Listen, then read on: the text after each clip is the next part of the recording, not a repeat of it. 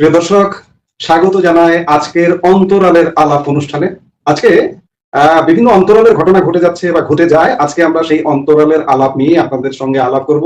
আর আমাদের সঙ্গে এই আলাপে যুক্ত হয়েছেন ভারতের জাতীয় নিরাপত্তা এবং অপারেশন সিন্দুর। এখন প্রশ্ন করতে পারেন যে অপারেশন সিন্দুরের সাথে জাতীয় নিরাপত্তার কি সম্পর্ক, তাই না?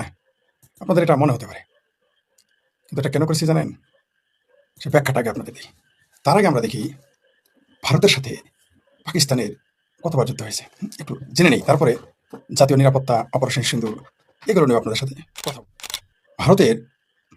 ভারত কিন্তু অনেকেই বলেন আপনারা ভারত ভাগ হয়েছে, আমি কিন্তু তা বলি না। ভারত স্বাধীন হয়েছে, আমি কিন্তু তাও বলি না। আমি বলি ভারত টুকরো হয়েছে।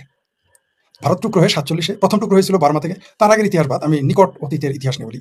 প্রথমে তারা ভারত টুকরো হয়েছে, ভারত ভেঙে ভারত চলে গিয়ে টুকরো হয়ে, তারপরে 47-এ পাকিস্তান ভারত নামে, ভারত আগেই ছিল, পাকিস্তান নামে একটি রাষ্ট্র হওয়ার মাধ্যমে ভারত আরেকবার টুকরো হয়ে গেছে।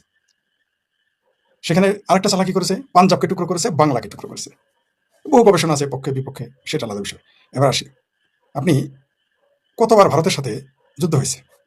1947 সাল থেকে শুরু করে সর্বশেষ অপারেশন সিন্দুর পর্যন্ত দেখেন যুদ্ধ কতবার হয়েছে শুনেন। প্রথম ভারত পাকিস্তান যুদ্ধ হয়, পাকিস্তান ভারত যুদ্ধ হয় 47-48 সালে। কাশ্মীরের নিয়ন্ত্রণ নিয়ে তাদের যুদ্ধ শুরু হয়।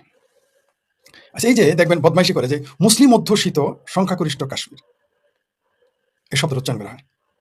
তাহলে হিন্দু অধ্যুষিত সবগুলিকে দিয়ে দিয়েছিলেন, আর মুসলিম অধ্যুষিত যে সমস্ত অঞ্চল ছিল আর কি পাকিস্তান চলে, সে বিতর্কে আমি যাচ্ছি। প্রথমে যুদ্ধ হয়েছিল 47-48, তারপরে যুদ্ধ হয়েছে দ্বিতীয় ভারত পাকিস্তান যুদ্ধ 1965 সালে, তারপরে যুদ্ধ হয়েছে 1971 সালে। আমরা শুধু 71টা মনে রেখেছি। 71 যুদ্ধ হয়। তারপর কি হয়, 1971 পরে আবার কার্গিল যুদ্ধ হয় 1999 সালে। যদিও কার্গিল যুদ্ধকে সরাসরি যুদ্ধ বলে না। তারপরে আরেকটা হয়েছিল 1984 সালেও একটা সংঘাত হয়েছিল।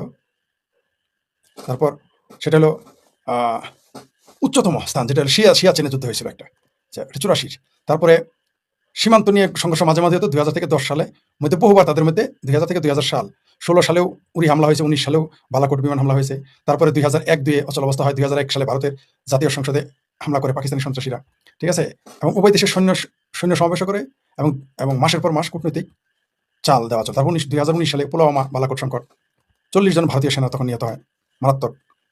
তারপর আবার কি ঘটে, পেহেলগাঁও হামলা 22 এপ্রিলে, এই ঘটনাটা ঘটে 2025-এ। সেখানে 26 জন নিহত হয়, 26 জন হিন্দু, যাদেরকে কাপড় খুলে দেখা হয়েছে তারা হিন্দু না মুসলমান। এই হামলার জেরে ভারত ও পাকিস্তান পাল্টাপাল্টি পদক্ষেপ নেয়।